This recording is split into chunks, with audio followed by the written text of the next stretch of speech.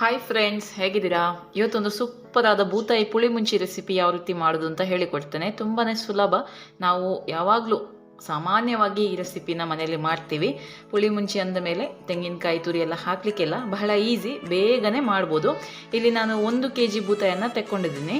ಇನ್ನು ಇದನ್ನು ಕಟ್ ಮಾಡಿ ವಾಶ್ ಮಾಡಿ ಕ್ಲೀನ್ ಮಾಡಿ ಎಲ್ಲ ರೆಡಿ ಮಾಡಿ ಇಡ್ತೀನಿ. ಓಕೆ, ಇದಕ್ಕೆ ಪುಳಿ ಮುಂಚಿ ಮಾಡಲಿಕ್ಕೆ ಯಾವೆಲ್ಲ ಮಸಾಲೆ ಬೇಕು ಅಂತ ನೋಡ್ಕೊಳ್ಳೋಣ. ನೋಡಿ, ನಾನಿಲ್ಲಿ ಬ್ಯಾಡಿಗೆ ಮೆಣಸು ತಗೊಂಡಿದ್ದೀನಿ. ಇದಕ್ಕೆ ಮೆಣಸು ಸ್ವಲ್ಪ ಜಾಸ್ತಿ ಪುಳಿ ಮುಂಚಿ ರೆಸಿಪಿಗೆ. 25 ಬ್ಯಾಡಿಗೆ ಮೆಣಸು, 2 ಕೈ ಮುಷ್ಟಿಯಷ್ಟು, ಆಯಿತಾ. ಇದು ಅಷ್ಟು ಖಾರ ಇಲ್ಲ, ಹಾಗಾಗಿ ನಾನು 4 ಗಿಡ್ಡ ಮೆಣಸನ್ನು ಕೂಡ ಹಾಕಿದ್ದೀನಿ. ಇದು ಜಾಸ್ತಿ ಹಾಕಿದರೆ ಒಳ್ಳೆಯದು ಮೆಣಸು, ಅಂದರೆ ಸ್ವಲ್ಪ ನಿಮಗೆ ಮಸಾಲ ಜಾಸ್ತಿ ಆಗುತ್ತೆ ಈ ಮೆಣಸಿನಿಂದ. ಮತ್ತು ಖಾರಕ್ಕೆ 4 ಗಿಡ್ಡ ಮೆಣಸು. ಮತ್ತು ಮೀಡಿಯಮ್ ಸೈಜ್ ಈರುಳ್ಳಿಯ ಅರ್ಧ ಈರುಳ್ಳಿಯನ್ನು ನಾನು ತಗೊಂಡಿದ್ದೀನಿ ಮಸಾಲೆಗೆ, ಮಿಕ್ಕಿದ ಅರ್ಧ ಮತ್ತೆ ಹಾಕ್ಕೊಳ್ಳಿಕ್ಕೆ. ಹಾಗೆ 3 ಚಮಚ ಕೊತ್ತಂಬರಿ ಕಾಳು, 1 ಚಮಚ ಜೀರಿಗೆ, ಅರ್ಧ ಚಮಚ ಪೆಪ್ಪರ್. ಖಾರ ಜಾಸ್ತಿ ಬೇಕಿದ್ರೆ 1 ಚಮಚ ಪೆಪ್ಪರ್ ಹಾಕ್ಬೋದು, ಅಥವಾ ಗಿಡ್ಡ ಮೆಣಸಿದು ಬದಲಿಗೆ 1 ಚಮಚ ಕಾಳು ಮೆಣಸು ಹಾಕ್ಬೋದು, ಅಥವಾ ಅರ್ಧ 4 ತೆಗೊಳ್ಬೋದು. ಹಾಗೆ 4 ಎಸಳು ಬೆಳ್ಳುಳ್ಳಿ, ಮತ್ತೆ ಸ್ವಲ್ಪ ಬೆಳ್ಳುಳ್ಳಿ ಮತ್ತೆ ಕರಿಗೆ ಹಾಕ್ಲಿಕ್ಕೆ ಉಂಟು. ಹಾಗೆ ಇವಾಗ ನಾನು 4 ಬೆಳ್ಳುಳ್ಳಿ ತಗೊಂಡಿದ್ದೀನಿ. ಹಾಗೆ ಇದಕ್ಕೆ 1/4 ಚಮಚದಷ್ಟು ಮೆಂತ್ಯ. ಈಗ ಮೆಂತ್ಯ ಫ್ಲೇವರ್ ಇಷ್ಟ ಇಲ್ಲದವರು ಚಿಟಿಕೆಯಷ್ಟು ಹಾಕ್ಬೋದು, 1/4 ಚಮಚಕ್ಕಿಂತ ಕಡಿಮೆ ಹಾಕ್ಕೊಳ್ಳಿ ಮೆಂತ್ಯ. ಹಾಗೆ 1/4 ಚಮಚಕ್ಕಿಂತ ಕಡಿಮೆ ಅಜ್ವೈನ್ ಓಂಕಾಳು.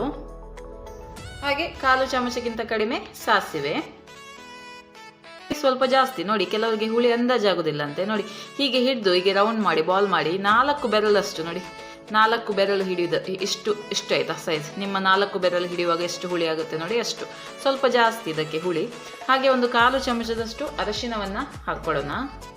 1/4ರಿಂದ ಅರ್ಧ ಚಮಚ ಹಾಕ್ಬೋದು, ಬೂತಾಯಿ ಸ್ವಲ್ಪ ಸ್ಮೆಲ್ ಅಲ್ಲ ಮೀನು, ಹಾಗೆ. ಓಕೆ, ಇನ್ನು ಇದನ್ನು ನೈಸಾಗಿ ಗ್ರೈಂಡ್ ಮಾಡಿ ತರ್ತೀನಿ. ಹುರಿಯುವುದೇನು ಬೇಡ, ಡೈರೆಕ್ಟಾಗಿ ಗ್ರೈಂಡ್ ಮಾಡ್ಕೊಳ್ಳೋಣ.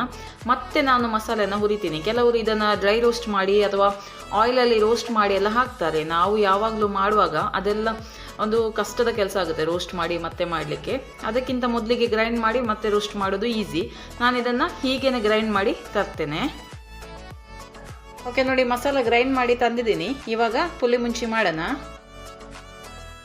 ಮಣ್ಣಿನ ಪಾತ್ರೆಯನ್ನು ಇಟ್ಟಿದ್ದೀನಿ. ಇದಕ್ಕೆ ಸ್ವಲ್ಪ ತೆಂಗಿನ ಎಣ್ಣೆನ ಹಾಕ್ತಾ ಇದ್ದೀನಿ. ನಾವು ಆವಾಗ ಮಸಾಲೆ ರೋಸ್ಟ್ ಮಾಡಲಿಲ್ಲ, ಹಾಗಾಗಿ ಇವಾಗ ರುಬ್ಕೊಂಡಿರುವ ಮಸಾಲೆಯನ್ನು ರೋಸ್ಟ್ ಮಾಡ್ಕೊಳ್ಳೋಣ.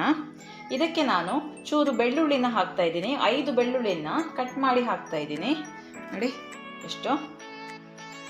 ಹಾಗೆ ಅರ್ಧ ಈರುಳ್ಳಿ, ಅರ್ಧ ಮಸಾಲೆಗೆ ಹಾಕಿದಲ್ಲ, ಮಿಕ್ಕಿದ ಅರ್ಧ ಇದಕ್ಕೆ ಹಾಕ್ತಾ ಇದ್ದೀನಿ. ಹಾಗೆ ಇದಕ್ಕೆ ಸ್ವಲ್ಪ ಕರಿಬೇವಿನ ಸೊಪ್ಪನ್ನು ಹಾಕ್ತಾ ಇದ್ದೀನಿ. ಚೂರು ಶುಂಠಿಯನ್ನು ಹಾಕ್ತಾ ಇದ್ದೀನಿ. ಖಾರಕ್ಕೆ 4 ಹಸಿ ಮೆಣಸಿನ್ಕಾಯಿನ ಹಾಕ್ತಾ ಇದ್ದೀನಿ. ಹೆಚ್ಚು ಕಡಿಮೆ ಮಾಡ್ಬೋದು, ನಿಮಗೆ ಎಷ್ಟು ಬೇಕೋ ಅಷ್ಟು ಹಾಕ್ಕೊಳ್ಳಿ. ಇದನ್ನೊಮ್ಮೆ ಮಿಕ್ಸ್ ಮಾಡ್ಕೊಳ್ಳೋಣ. ಓಕೆ, ಈಗ ರುಬ್ಕೊಂಡಿರುವ ಮಸಾಲೆನ ಇದಕ್ಕೆ ಹಾಕ್ಕೊಳ್ಳೋಣ. ಮಸಾಲೆನ ಸ್ವಲ್ಪ ರೋಸ್ಟ್ ಮಾಡ್ಕೊಳ್ಳೋಣ. ನಾವು ಆವಾಗ ಸ್ಪೈಸಸನ್ನು ರೋಸ್ಟ್ ಮಾಡಿರಲಿಲ್ಲ, ಹಾಗಾಗಿ ಇವಾಗ ಸ್ವಲ್ಪ ಮಸಾಲೆಯನ್ನು ರೋಸ್ಟ್ ಮಾಡೋಣ. ಹೀಗೆ ಮಾಡಿದರೆ ಒಳ್ಳೆಯದಾಗ್ತದೆ. ಮಸಾಲೆ ದಪ್ಪನೇ ಇಡಿ, ತೆಳು ಮಾಡಲಿಕ್ಕೆ ಹೋಗಬೇಡಿ. ರೋಸ್ಟ್ ಮಾಡಿದ ನಂತರ ನೀವು ಕನ್ಸಿಸ್ಟೆನ್ಸಿಯನ್ನು ಅಡ್ಜಸ್ಟ್ ಮಾಡಿದರೆ ಆಯಿತು. ಫ್ಲೇಮನ್ನು ಹೈಯಲ್ಲಿ ಇಟ್ಟು ಈ ರೀತಿ ನೋಡಿ ಚೆನ್ನಾಗಿ ರೋಸ್ಟ್ ಮಾಡ್ಕೊಳ್ಳಿ ಸ್ವಲ್ಪ ಹೊತ್ತು. ಭಾರಿ ಒಂದು ಒಳ್ಳೆಯದಾಗ್ತದೆ ಈ ರೆಸಿಪಿ. ನೋಡಿ, ಒಮ್ಮೆ ಟ್ರೈ ಮಾಡಿ. ಬೇರೆ ಬೇರೆ ರೀತಿಯಲ್ಲಿ ಮಾಡ್ತಾರೆ ಪುಳಿ ಮುಂಚಿ, ಈ ರೀತಿ ಸಹ ಮಾಡಿ ನೋಡಿ. ಓಕೆ, ನೋಡಿ ಮಸಾಲೆ ರೋಸ್ಟ್ ಆಗ್ತಾ ಉಂಟು. ಈ ಸಮಯದಲ್ಲಿ ನಾನು 1 ಟೊಮೆಟೊನ ಕಟ್ ಮಾಡಿ ಹಾಕ್ತಾ ಇದ್ದೀನಿ. ಕೆಲವರು ಟೊಮೆಟೊ ಹಾಕೋದಿಲ್ಲ, ಯಾಕಂದರೆ ಪುಳಿ ಮುಂಚಿಗೆ ನಾವು ಆಲ್ರೆಡಿ ಹುಳಿ ಹಾಕಿರ್ತೀವಿ.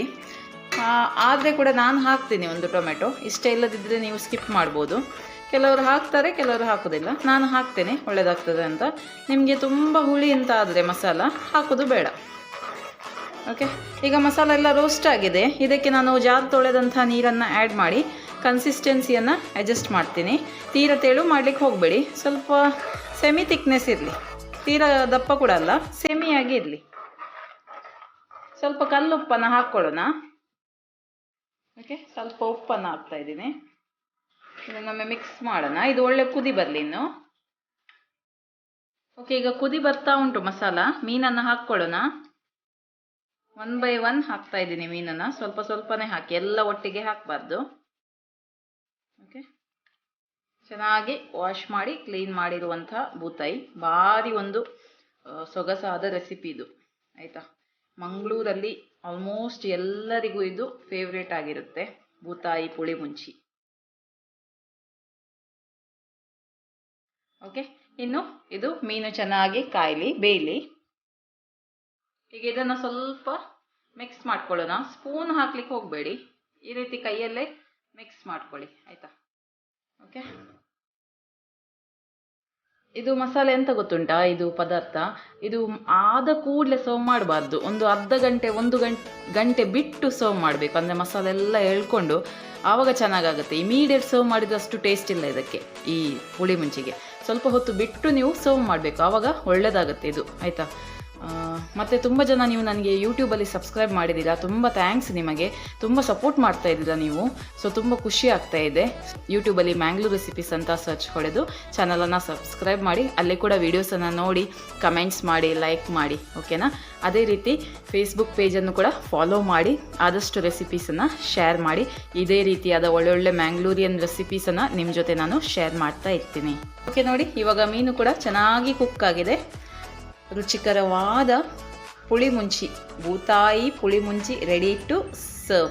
ಯಾರಿಗೆಲ್ಲ ನನ್ನ ರೆಸಿಪೀಸ್ ಇಷ್ಟ ನೋಡಿ ಅವರು ಈ ವಿಡಿಯೋಗೊಂದು ಲೈಕ್ ಕೊಡಿ ಹಾಗೂ ಇದನ್ನು ಶೇರ್ ಮಾಡಿ, ಓಕೆನಾ? ಬಾಯ್, ಮುಂದಿನ ಎಪಿಸೋಡಲ್ಲಿ ಸಿಗೋಣ.